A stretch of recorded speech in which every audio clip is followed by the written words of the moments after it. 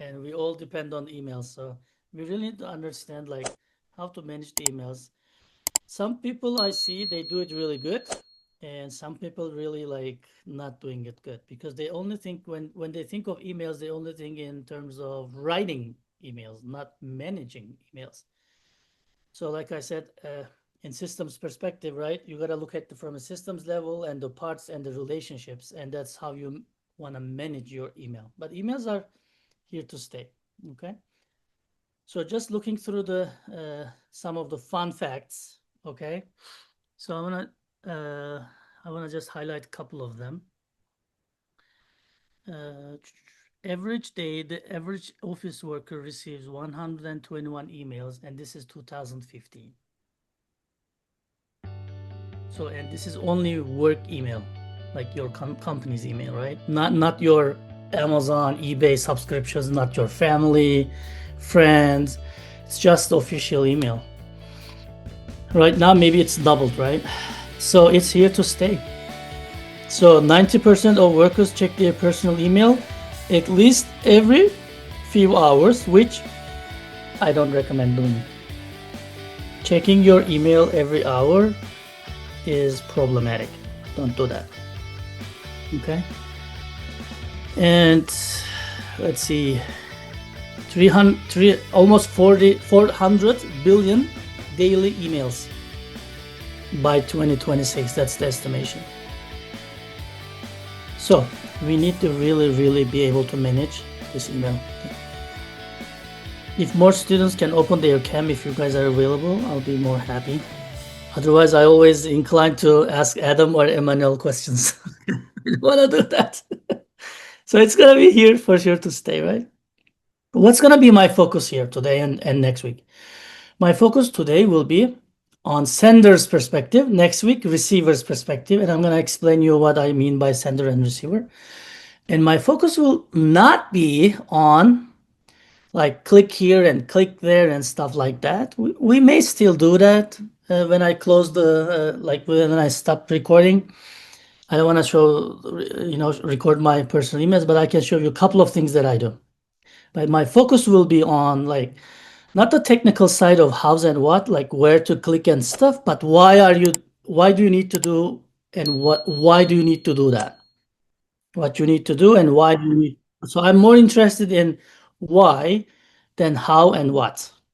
Okay. But hows, of course, will be supporting whys, right? So we will talk about them as well. They are kind of complementing each other. But the technical side can be learned quickly, but the philosophy of thinking of emails as not to better write emails or quickly writing emails to managing the emails level, I think it's gonna be a next level for us. You're gonna be more happier. You're gonna get less emails. You're gonna write more quality emails because you will have time actually to draft your response, right? So that's managing. That's my focus. So how do you feel about your email management? At least if you some of you didn't think about like managing emails, but only thinking about okay, what is in my inbox and what email I need to write. So I want you to start thinking that it's in terms of email management. It's bigger than that. It's more than that. It's larger than that. Okay. I don't know if you're happy, sad, or neutral, or whatever. I want to ask you this question. When does your email management start?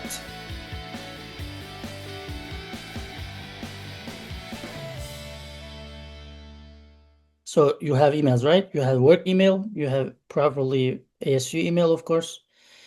You probably have an email that you communicate with family and close friends. And you probably have another email at least for your passive income or part-time job. And maybe a fifth one just to sign up for Facebook or Amazon or stuff like that. So you at least have 4 or 5 emails. What is your email strategy, by the way?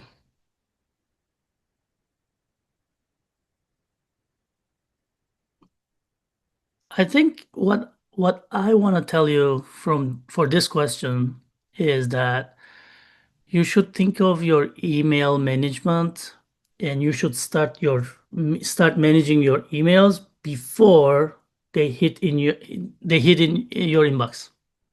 before they show up in your inbox, you need to start managing them. You see what I mean? So that's why, for example, what I meant in the beginning of this class, I said, don't email me, right? That's an email management. Don't email me if you are 1 hour late. It's already approved, right? It's pre-approved. You don't need to email me. And and my strategy is to reduce my emails. So that's why I set up my environment, logistics of whatever I am doing, right? In my case, it's the course, right? In some other cases, maybe like Adam, we're presenting to C-suite and whatever, or maybe we're traveling to customer client site, whatever we are doing. You have to think about everything else you are doing, and you should start managing your emails before even they come to your inbox. That's one thing that I want you to remember. Yeah, of course, you need to manage and triage after they hit your inbox. But I think the successful people, they manage their emails before they hit their inbox. Okay? Because there are many unnecessary emails. You don't want to receive them, right? I mean, if you just say, "Yeah, well, I'm going to receive them and just I'm going to delete them," that's fine. But every deletion take you like 20 seconds. You have to read them. You have to analyze that you can actually delete them. You don't need to archive them. And then you delete them. It's 20 seconds, right? And if you have 10 emails like this, it's 200 seconds, which is 4 minutes. See what I mean? And guess what? A couple of hours later, you will have another 20. That's really good. Sending one or two a day. So you have more than 5 minutes to draft your email. That's really good. So kind of that may be one of your strategies, right? First count how many are you getting, right? So some of you already shared your strategies. I think one of the first thing you need to do is just to understand email is just one of the means of communication. So you have the task in hand, right? You have the task in hand. You can do other stuff, so you have less email. So that's, I think, the first step to start. So before they hit your inbox, I want you to work with other communication means and then methods, and then reduce your emails, right? It's not the only way. It's not the only way to communicate, right? So that's kind of the first philosophy I want you to adapt. So you have a task at hand, and you can complete the task with other means as well. Okay. So that's if you are a leader, if you are a team manager, project manager, you can encourage people to get things done if they can without email. First priority may be getting things done without email. So email can be more meaningful. Okay.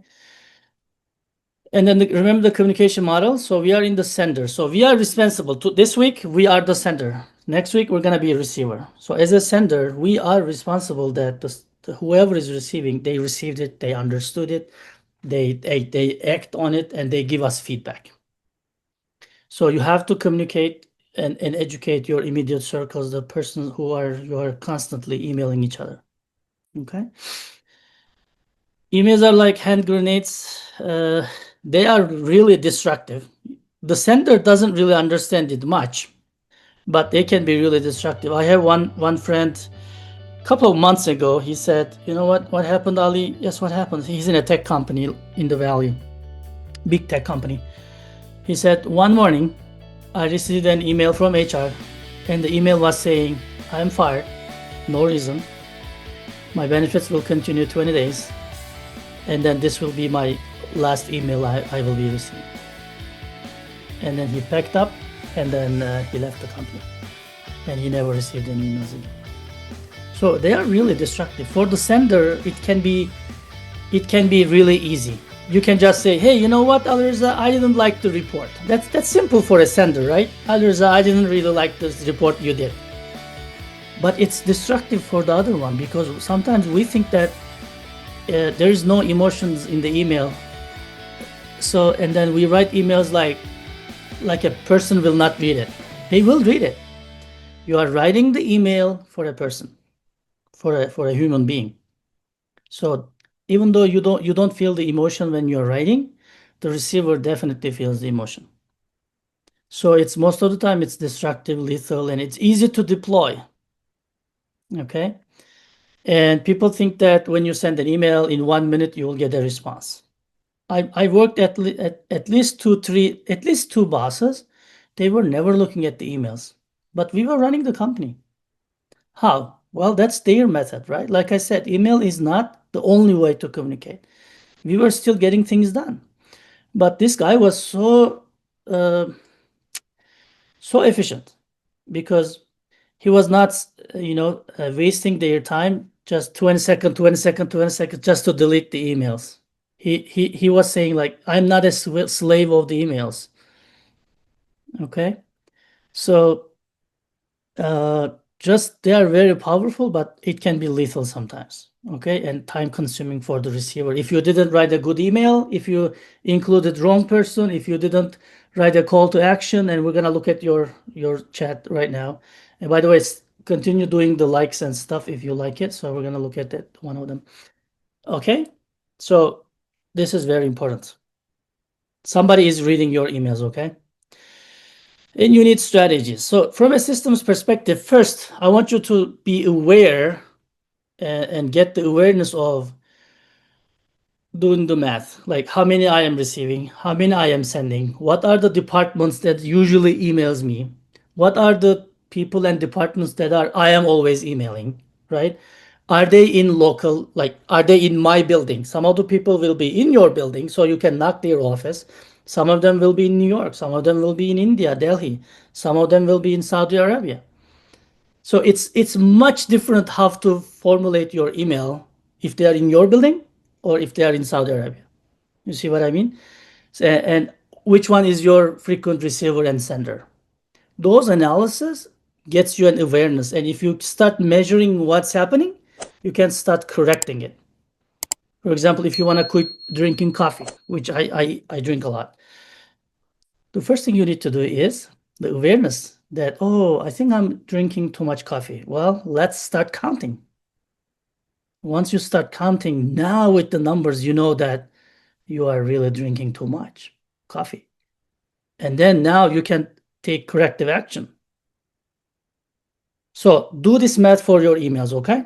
I already asked you, but probably they were estimations as we talk. If you can just open up your work email or ASU email and you can write the numbers so we have an update on your numbers, okay? And second, develop your strategy. Like I said, it's your strategy. The biggest strategy should be you should manage your email before they hit your inbox. And I recommend, well, what's my objective in the emails, right? So there are two things. I want to decrease the number of emails. These are my strategy or my objective for my emails, right? I want to decrease the number of emails I'm getting, and I want to decrease the time to review one email also. I want to save time. I want to get less emails, unnecessary emails. Sure, I can delete it, but I don't even want to get them. See what I mean? And then what do I want to increase? I want to increase my quality response, the quality of my responses, so I can really like think about it and what the student need, what my customer need, and what I need to do, and then write a good email, and then be able to provide follow-ups. Like if I need to travel somewhere, if I need to go their offices, if I need to drive to their campus, whatever is required, I can do that. That's my objective. So think about your objectives, okay? What do you want to do with your emails? If you don't want to do anything before they hit your inbox and you just want to delete them, you just want to label them, you just want to forward them, that's fine. Okay? But I think it's always good to have a preemptive strike before they come to your inbox, right? So we already talked most of this. So I think 4D strategy is key, and we will talk about this in time management as well. What do I need to do with this email? Can I delete this email? Can I defer this email? Can I delegate this email? Can I automate this email? I think this is one of the wise things an office worker can do. Office worker meaning like dealing with emails a lot daily, right? So ask yourself these questions, okay, and get the answers and start working. So you are so late if you are trying to manage your inbox after emails come to you. Okay. So what I want to do is I want to propose two things. Like I want you to do some things, whatever it is, before they hit your inbox. And after they hit your inbox. So before inbox is like a military preemptive strike, right? Are you familiar with the concept? So I want you to do preemptive strike and then like reduce your emails. And if they hit your inbox, I want you to play like a nurse, like a emergency room nurse, and then triage the patients. Now you can do the labeling, which one is coming from my boss, which one is requires an action from me, all these things. This is the nurse. But also do some preemptive strike too. For example, what can I do? Let's say we open up our syllabuses, right? Way before the class starts normally, right?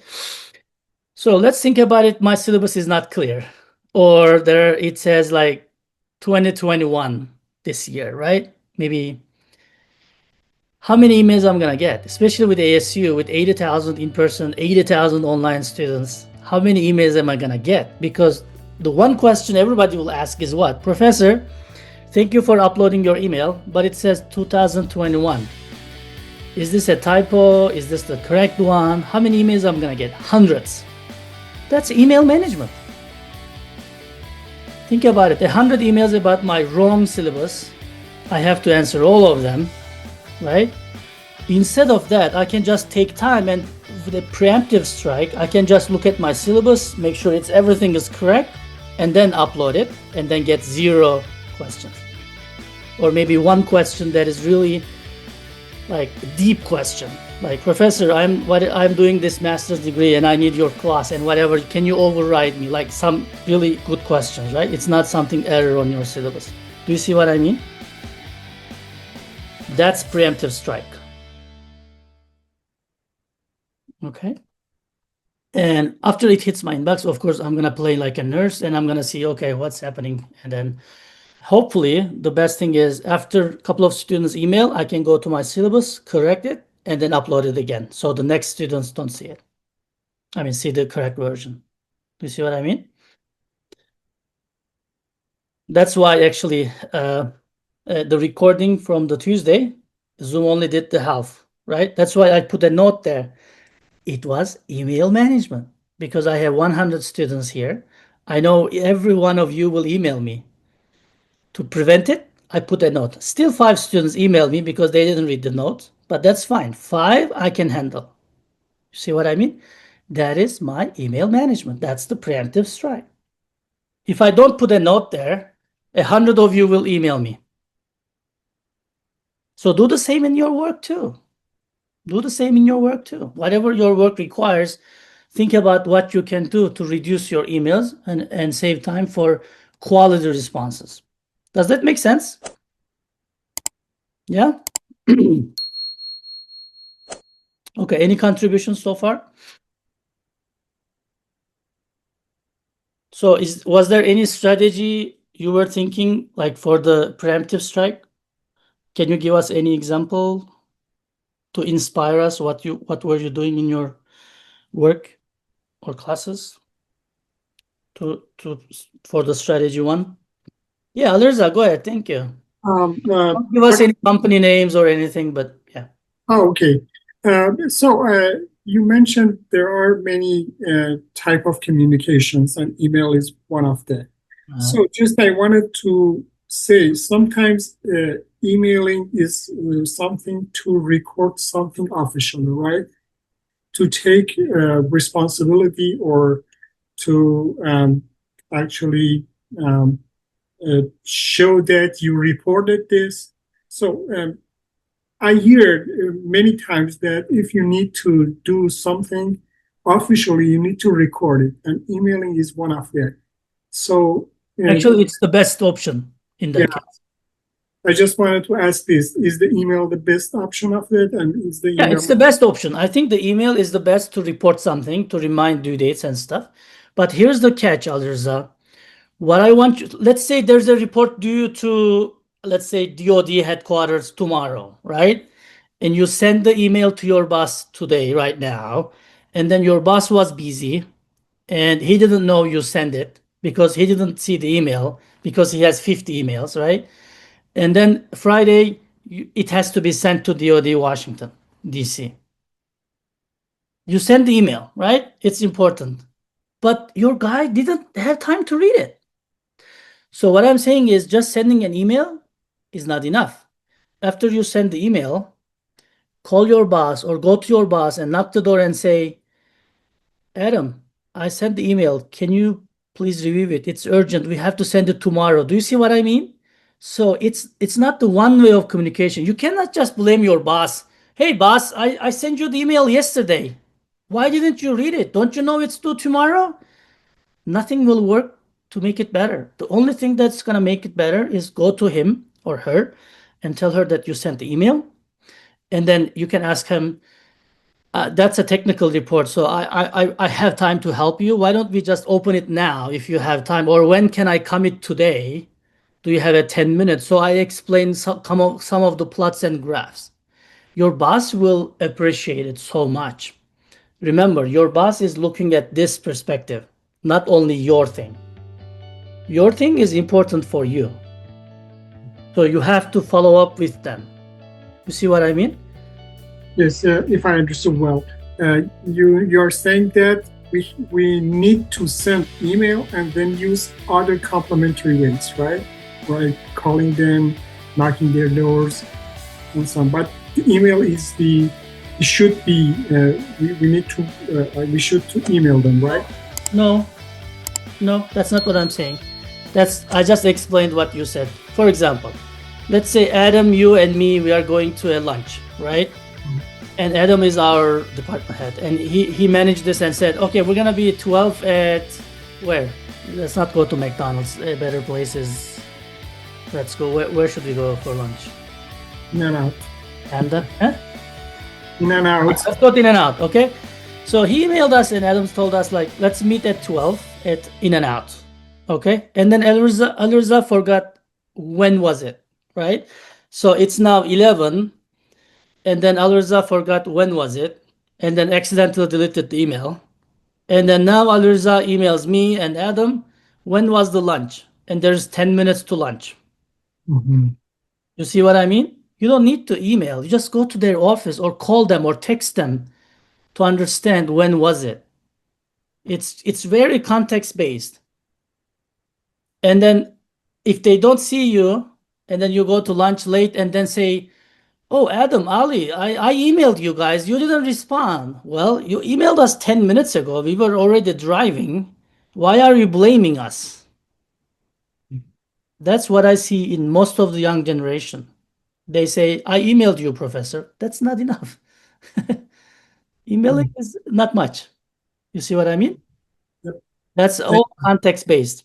So so I want to highlight a couple of things about the subject, like how should we write the text of the email other than ChatGPT.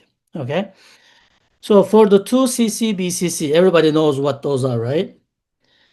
So I want you to know, like, what is your role? Are you boss sending emails? Are you boss receiving emails? Who is the boss that you are sending? So which people should be in the 2, in the CC, and in the BCC? Okay, this is so important. Don't downplay this. This is the most important thing that you should do. Why are you emailing them? Because the why, if you answer the why question, it automatically decides who will be in the 2, BCC, and CC. Very important.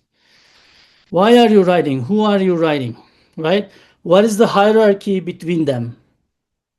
For example, if you're writing to my grader, you should put her to 2 and then put me in CC because I'm his boss, right? You see what I mean? So you should be able to understand the org chart as well. What is the habit of your receiver's responses? Some bosses you'll see will respond in 5 minutes. Some of them will never respond and expect you to come to their office and explain the report. You see what I mean? If they are not making this clear, you have to ask them. You have to ask them. Okay? You have to ask them what they have in mind. What are the relationships in between those people? Maybe they are husband and wife. You don't know, right? Maybe they are close friends. Maybe they are roommates. It changes the game. Which one is boss? Which one is reporting the other one? These are very, very important stuff in the company politics. Do not send it to incorrect receivers. If you send some important data to janitors, you don't want to do that. You don't want to share financials or HR related data, or for us, like the grades and stuff with the students and even with the other professors. It's just between you and me. No one else cares, or no one else should be in between. Okay? So these are very important. Take out all the unnecessary people. Just be careful about the burst email list. Do you have this in your company? Burst email, let's say it says HR team, and then there's 5 people in that. It says quality team, there's 10 people in that, right? Very careful, be careful about this. Just sending the HR team will not release your responsibility. Why? Because these lists always change and it's usually not up to date. So if I want to send Adam an email and the IT guys didn't put Adam in the HR list, and when I send it to HR, I also assume that Adam is receiving it. He's not receiving it. He's not even the list. You see what I mean? So you got to be really, really careful who is in that list. And sometimes there may be like unnecessary people in there too. So maybe you don't want to send it as burst. You just want to take the people, put their email address in instead of sending it bulk to everybody, which contains unnecessary people. Is that clear? Well, this may be trivial. This may sound trivial to you. That will cause a lot of problem to you. It's 100 times more important than the grammar mistakes that you will do in the email. 100 times more important than that. Okay. Verify the email. Maybe they left the company. Maybe they changed the email. Maybe they get married. They change their last name, first name, whatever is the case. Don't assume that they are receiving it. That's why it's sender's job to make sure that they received it. And for example, with ASU, we have a lot of firewalls. If you send me an email from Gmail, Yahoo, or anything like that, I'm not going to receive it. I only receive the ones that asu.edu wants. The others, you can send me 100 times, I'm not going to see them.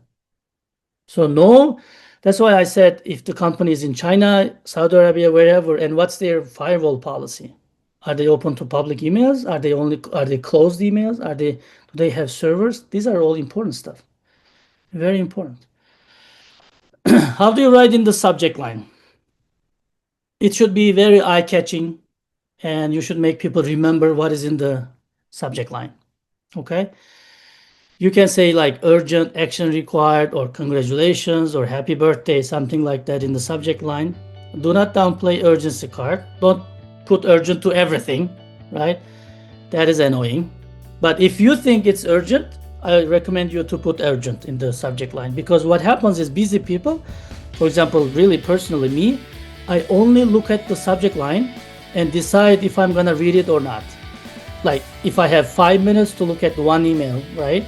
Like a triage nurse, I look at the subject lines, and then if it says urgent, I click it. You see what I mean? If I have 5 minutes to read one email. So use this urgency when needed. And when you are replying, forwarding to other people, change the subject line. Are you doing this? I never see a student so far changing the subject line when they are replying. For example, we have like 10 emails, right? The subject changes within the email chain, but like the content. But the subject line is always saying, can I be excused from the exam 1? You see what I mean? It always stays there, because when you reply or forward, the email keeps the subject line as original, unless you go in and change it. You see what I mean? So this is very, very email important. So write a new subject line, right? I sometimes write the email. I say no action required, and people get happy. Do this in your company sometimes. Say no action required. This is just for your information or situational awareness. People will love it. Okay, because no action required. So here is how I do. So first I write the content. Okay, I finalize it, I read it, I change it, whatever I want to do, I play with the content. And then I go to the attachment. So now looking at my content, I want to understand like what do I need to attach? Because I don't want to attach the wrong one, wrong document, right? It may be a sensitive document. And then I see like who needs to know this, who will be in 2, who will be in CC, and who needs to be in BCC if needed. And then finally, I write the subject line. This is kind of a title of an article or title of a book or name of a movie or something. Like I said, some busy people will only look at the subject line and decide if they're going to read it or not. And I check everything once more before I click the send, and then I send it. So after you read your email before sending, did you know Outlook has an option that you can retrieve your email in 30-second, 1 minute, 2 minute intervals if you want? Are you using that? So I recommend you using that. If you send it accidentally, you can just cancel the send and then change it again and then send it again. So check this feature, okay? It's so much important, so much. It works great and it saves a lot of incidents. So about the attachments, attach the correct document. Attach the document. How many times we are forgetting to attach document, right? That's why it's the second step in my workflow. I write the content first and then I attach the documents. Hopefully I never go back to content and delete anything before. If I delete anything, I need to delete the related attachment as well. So I make sure my content is the final and then I get the attachment, right? Attach the correct one, not 2 years before syllabus or report or something like that. And only the necessary ones. Don't send them unnecessary things. Don't tell them like what you are attaching. Just tell them find the documents in the attached, and whose eyes only. Who wants to read that? Okay, remember, don't attach the wrong ones. I actually recommend not attaching the documents. I recommend using links like SharePoint, Google Drive, and stuff, whatever your company is using, OneDrive. There are all these kind of platforms, SharePoint, that you can actually put links. This is so beautiful because it saves you time. If anyone needs to change anything on the document, they change it, and then your link still routes to the document. So when you share the document, if there's an update, you need to share it again, right? You need to attach it to people again, like we said in the WBS. And then what happens is they will not download, they cannot find it, they will ignore it. But if it's a link, every time they go to the same link, even though the document changed, they will be able to reach the document. Okay, so encourage your immediate circle to start using links instead of sending documents. Okay. I don't have time to watch this. So in terms of content, so how I do is this: greetings. And I see everybody did greetings. That's really good. Personal touch, tender love and care. Okay. Awareness. Like if there's a promotion, there's a baby, there's whatever is the case, just recognize their success or the change. And what is the background? Like I said, a couple of months ago, I told you that I'll be gone. Now it's the time to go. I'm flying on this day, What's your analysis? What's your proposal? Proposal is, like I said, okay, Adam from quality department will take care of this. My biggest project is that, and there's no problem with due date, and I'll be working when I'm gone anyways. So I'll handle that, whatever. But I'm in communication with my customers. They know that I'm gone as well. You see what I mean? And then one thing you should do is also CC the quality department manager. So your boss knows that he is also aware that you are leaving and he's gonna take care of your department. You want him to be in this email as well. You see how many components are there in this? And then finish with a personal touch. Let's see, which email were we looking? Family occasion, and then finish. So I recommend, again, finishing with a personal touch, because in the start it's okay, but with all these dates and stuff, she's so much stressed. And I want you to make a personal touch again and then say, why don't you share your baby's photo or something, or before I go, I can just stop by. I want to see the baby or something, whatever is the case, right? And then close it, and then name and signature block. How about that? So just take this and then tailor it to whatever you need. But these are the building blocks. Okay. So there's a lot here I want to say, but let's see if I can pick any. Follow up kindly. Yeah. Use paragraphs. Do not use all capitals. What is this like in an email? What do we say if you write in capital? What is it? All capitals. Yes, it's screaming. Asking something by force. If you write it, it's screaming. Okay, so don't write all capitals. It looks ugly, and don't write it in italic. It makes it hard to read. Don't use bold as well, and don't use weird styles too, like this one. Okay, be consistent in your style. Adam. Do you think it would be appropriate to, like, if you needed to emphasize a word, would you use all caps for that one word, or would you use italics? Is there something that would be better? Personally, I don't do anything bold or anything underlined, because then they will blame you. Oh, Adam, you didn't underline that one. I didn't read it. So even in my syllabus, if you look online ASU, in my syllabus, the first sentence is nothing in the syllabus is in bold or underlined or italic, because all of them are important. But here's my caveat.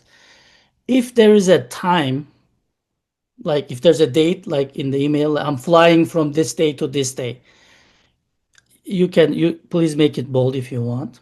And also, who's going to take care of your department? It's an important thing, right? Make it bold. And then if there's any task or one thing that you want to say, very important, make it bold as well. I think bold works the best. But I don't do it, because I want the receiver to, this is my educating my immediate circle, right? I want them to read every word in my email, but I'm going to organize it so well that it will be easy for them to understand what I mean. So I'll take my time instead of taking their time. I'll take my time. I'll do my due diligence, and then I'll make their job easier. For example, use these templates, right? For example, this is something that people really like. I always write in my emails, like, go ahead and share this information with your colleagues in case anyone is interested. So they know that they can forward this information to others, right? So I like that. For example, if I don't know who is really doing this work that I'm looking for an answer, I always write this. Please forward this email as many as needed to whoever you want so that it reaches to the right expert. Maybe I email to Adam, Adam emails Emmanuel, and Emmanuel emails forwards Alriza, and then Alriza gets back to me. But I don't know Alriza. So if you put this sentence, I put this always, and I say, please forward it to anyone you want so it reaches the right expert who can answer my question, and someone out of the blue answers my question just because of this sentence. Because my job as a sender is making the people, the receiver job easier to take action. Okay. So look at mines. These are the ones that I use, but please generate the ones you need in your company. Yeah, I'm keeping those here so you can read it later. But this is kind of what I want you to write in the content. Like, what is the background? What happened? What is the background? What is the reason for this email? Right? This is background. Analysis, what are you thinking? What is happening? What is the possible consequences? What can happen next if we don't take action? Like, what is your personal analysis? Right? And proposal or CTA, you guys know what CTA is, right? Call to action. So what is your proposal? What is your solution? What do you want to recommend me as a boss? What is your request or from me? What actions do we need to take? Because you are the expert, right? You need to tell me. So some students, like some of the emails that I received, Professor, I missed exam 1. I wanted to let you know. That's the email. What am I understanding from this email? Professor, I missed exam 1. I just wanted to let you know. Thank you. Okay, so what? Like, you see what I mean? I don't take action on that email because you're just informing me, which I already know. That's why, what's the analysis? What's the proposal? You see what I mean? That changes to company, to project, what are you doing, okay? Signature block, that's something that I really want you to create one, okay? So I want you to create a signature block. From this day forward, if you are emailing me, I want to see your signature block under your email, which is like, what do you want to have? What is needed? So this is an email management as well. For example, the promotional link for your, I have 4 minutes, so hang in there. So promotional links for your products, you know, appointment, how can I get appointment? How can I park in your building? What is the QR code for your website, for your personal digital card?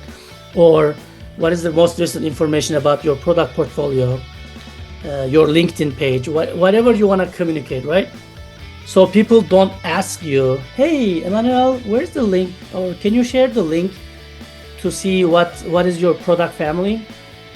You don't need it, it's over there. You can just say in the email, please check my signature block to see the product portfolio, and it's already there. So you save one more communication.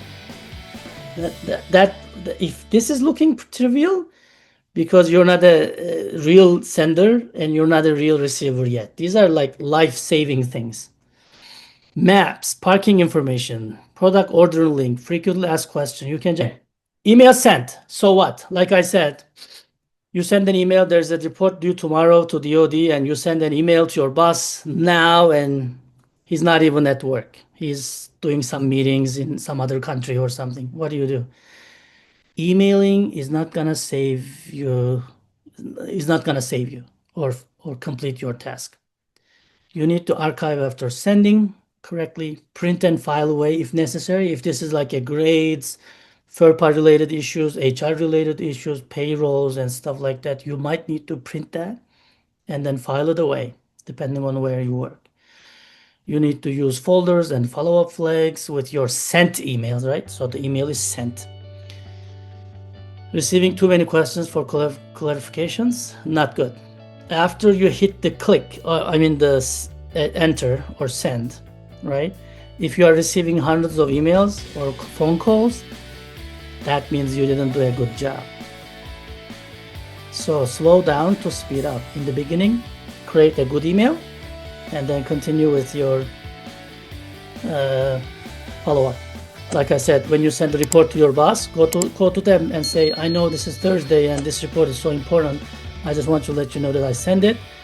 I am open today. Like if you want to meet and I want to explain you a couple of the plots, let me know when you have time. Okay.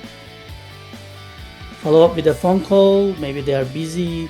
Maybe they are in a bottleneck. Maybe they are sick. Maybe they have a headache. We are not robots. Okay. And then check your receiver again. Do your best to prevent bounce backs. Okay. Takeaways. Start practicing today. I'll ask you next week. What better emails did you write this week?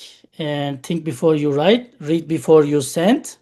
Check after you send. It's not the only way to communicate. And also develop your writing skills, which we will discuss in a couple of weeks, like how to write better content. I already showed you a couple of things. And emails are not personal communications. Maybe this is the best, like the most important takeaways. In US, emails are court documents. I don't know about other countries, but in US, if you show the judge emails, that's a proof. For example, most companies, they must save their emails 10 years. Okay, so if there's and court has the authority to retrieve all your emails. Let's say I send you a bad email, right? And you delete it. Maybe even I also deleted it, right?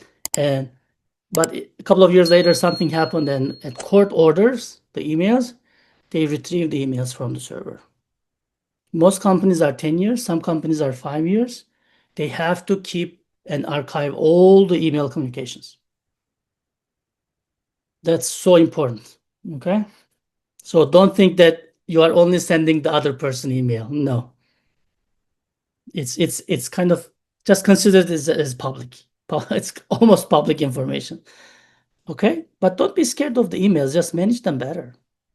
And we're going to look at the receiver perspective next time. Okay.